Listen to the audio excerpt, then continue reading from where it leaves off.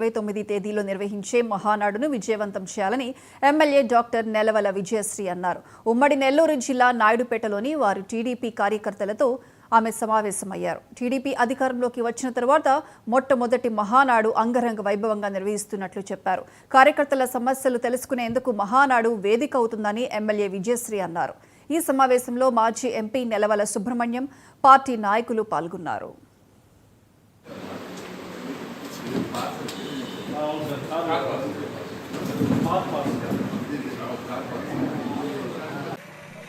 రాష్ట్రమంతటా ఇప్పుడు ఎన్నో ఇండస్ట్రీస్ కానీ కంపెనీస్ కానీ మన వైపు చూస్తున్నాయంటే, మన ఆంధ్రప్రదేశ్ వైపు చూస్తున్నాయంటే దానికి మన ముఖ్యమంత్రి శ్రీ నారా చంద్రబాబు నాయుడు గారి మీద ఉన్న నమ్మకం, అలాగే రాష్ట్రం అంతటా అభివృద్ధి అలాగే సంక్షేమ పథకాలు రెండు సమపాలనలో తీసుకెళ్తూ, అలాగే మనకు రాజధాని అయిన అమరావతిని కూడా మళ్ళీ కూడా రీకన్స్ట్రక్షన్కి ప్రారంభించడం జరిగింది.